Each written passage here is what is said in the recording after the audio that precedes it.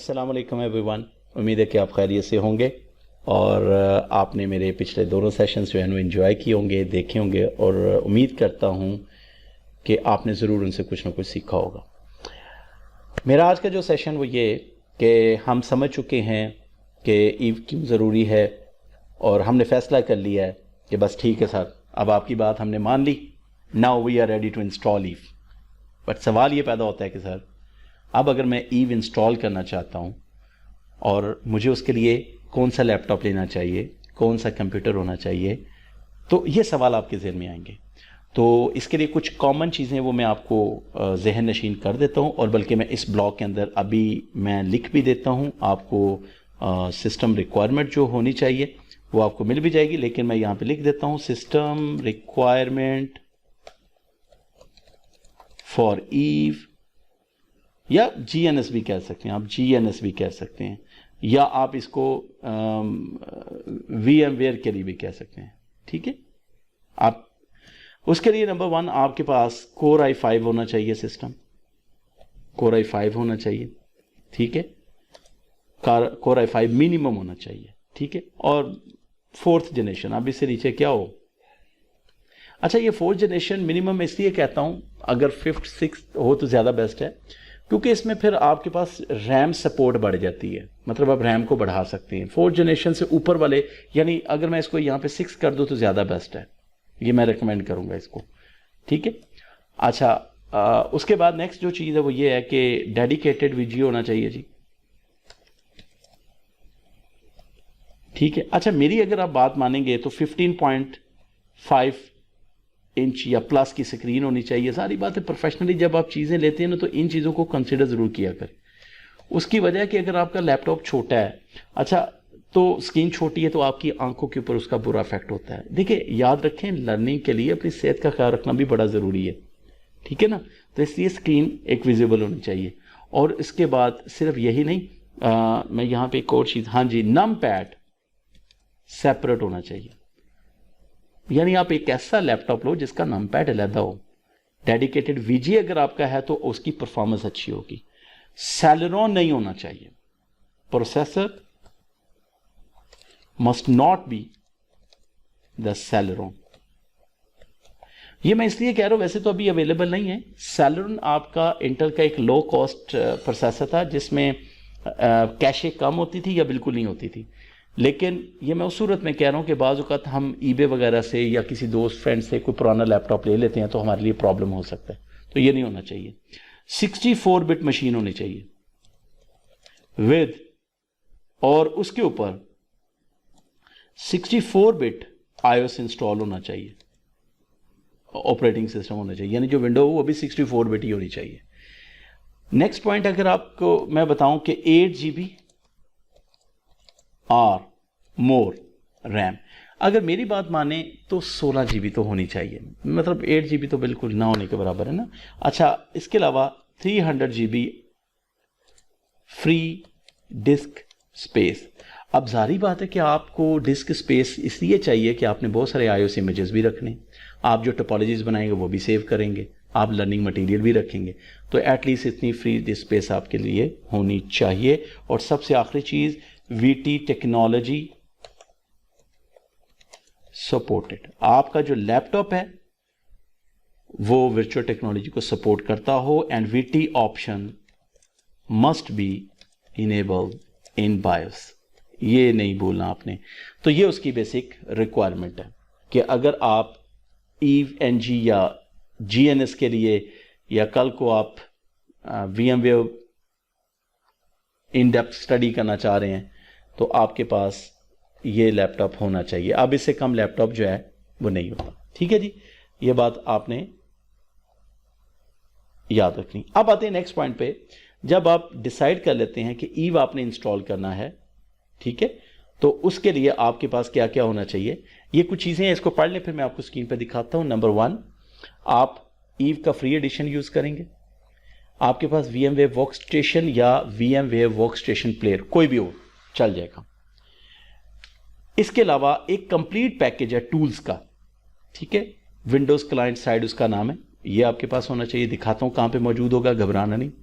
अच्छा, ये तो मेरा ज़बरदस्त चीज़ है कि हमारे ज़हन में एक अक्सर सवाल आता है, जैसे मैंने आपको ये गैस दिया है, इसके अलावा अगर आपका दिल करता है, आप कहते हैं कि सर मैं सीसीए की तैयारी करने के लिए एक लैपटॉप अरेंज कर रहा हूँ या एक सर्वर अरेंज कर रहा हूँ, और उसमें जो टोपोलॉजी होगी उसमें हो सकता है 15-16 राउटर्स हों, स्विचेस हों, फायरवॉल भी हो, तो मैं देखना चाहता हूँ कि मुझे कितने सिस्टम रिसोर्सेज चाहिए। तो भाई रिसोर्स कैलकुलेटर आपकी बहुत हेल्प करेगा, ठीक है।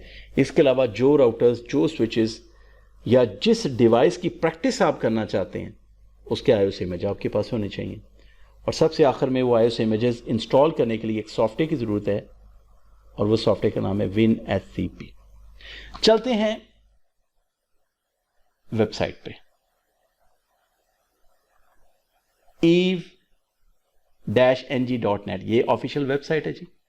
आप जब इस वेबसाइट पे आएंगे तो यहां पे होम पेज पे जब आप आते हैं, बिल्कुल ये होम पेज है, यहां पे आपको ये डाउनलोड नाउ की ऑप्शन मिल रही है। आप यहां पे क्लिक करें और उसके बाद ये देखें, सबसे पहले ये फ्री ईव कम्युनिटी एडिशन, यहां से ये विंडोज क्लाइंट साइड, ये पूरे टूल्स यहां से आपने डाउनलोड करने, इस पर क्लिक करके, या रिसोर्स कैलकुलेटर। अगर आप ब्राउज करना चाहें तो नीचे ऐसे भी ब्राउज कर सकते हैं। ये देखें, ये अगर आपने प्रोफेशनल एडिशन इंस्टॉल करना है तो आप यहां से कर सकते हैं, फ्री करना है तो ब्राउज करके ये फ्री वीव कम्युनिटी एडिशन। अब यहां पे दो ऑप्शंस आपको नजर आएंगी, एक तो OVF ऑप्शन है और एक ISO है।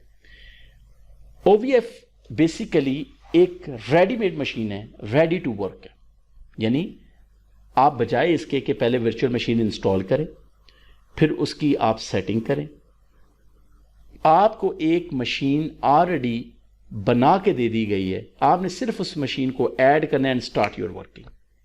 तो जनाब आप ये OVF वाली ऑप्शन यूज करेंगे। मेगा मिरर का लिंक भी यहाँ पे मौजूद है, गूगल मिरर का लिंक भी यहाँ पे मौजूद है। आप जस्ट किसी भी लिंक पे क्लिक करें और आप उसको डाउनलोड कर लें। ये लाइक इट, ओके, आप इसको डाउनलोड कर सकते हैं। नेक्स्ट, अगर आप यहाँ पे VMware वर्कस्टेशन प्लेयर इंस्टॉल करना चाहते हैं, उसका लिंक यहाँ पे मौजूद है, इस पर क्लिक करें, आपको VMware वर्कस्टेशन की ऑफिशियल वेबसाइट पे ले जाएगा। आप वहाँ से VMware workstation player free of cost download कर सकते हैं। यू सी, ठीक है, और इसका कोशिश करें कि लेटेस्ट वर्जन आपके पास हो, ठीक है।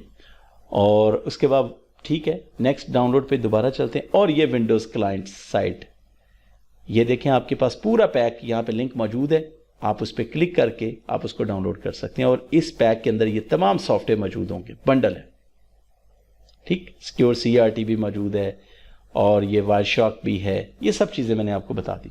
और सबसे आखिर में ये अगर आप लिनक्स ऑपरेटिंग सिस्टम के लिए जा रहे हैं तो फिर ये ऑप्शन है, लेकिन ये हमारा आज का टॉपिक नहीं। और ये देखें ईव रिसोर्स कैलकुलेटर, इस पर क्लिक करें। आपकी सहूलत के लिए ये तमाम चीज़ें मैं आपको उसका लिंक प्रोवाइड कर दूंगा। अगर मेरा ये वीडियो आप फेसबुक पे देख रहे हैं, यूट्यूब पे देख रहे हैं या मेरी वेबसाइट के थ्रू अब तक पहुंचा है, तो जहां से भी आप ये मेरा वीडियो एक्सेस कर रहे हैं वहां पे इस मेरे फोल्डर का लिंक, एक EVE-NG पूरा कंपाइल्ड पैकेज जो है वो मैंने यहाँ पे बनाया है। अच्छा, ये जो सॉफ्टवेयर, ये 2, 3, 4 यूं समझे ये हैं ही नहीं, ये मौजूद नहीं, ठीक है, क्योंकि अगर मैं ये भी ऐड करूंगा तो स्पेस बहुत ज़्यादा हो जाएगी। ये देखें ना, 2 GB। तो बेसिकली ये तमाम चीज़ें जिप फॉर्मेट में मौजूद होंगी, 1, 2, 3, 4। तो यहां पे सबसे पहली चीज़ ये डायनामिक्स क्या है। डायनामिक्स के अंदर वो तमाम ISO हैं जो कि आपके राउटर के आपको चाहिए। जैसे मैं इस पर क्लिक करता हूँ, ये देखें, मैं इनको डायनामिक्स को जैसे मैं यहाँ पे एक्सट्रैक्ट करता हूँ, ये देखें एक्सट्रैक्ट हियर, ऑलरेडी मैंने यहाँ पे एक्सट्रैक्ट किया हुआ है, तो वो मुझसे रिप्लेस का पूछ रहा है, तो मैं कहता हूँ yes, okay, yes to all, replace कर दिए। ये डायनामिक्स यहाँ पे रिप्लेस हो गया। ये देखें यहाँ पे 7200 सीरीज का राउटर, उसका ISO इमेज है 3725 और 1710। इसी तरह से जब आप इस फाइल को अनकम्प्रेस करेंगे तो ये वाला फोल्डर है, ये वो OVF मशीन है रेडी टू वर्क, जो ईव की मशीन है। This is Eve OVF machine. अगले लेक्चर में इसका इस्तेमाल देखेंगे हम।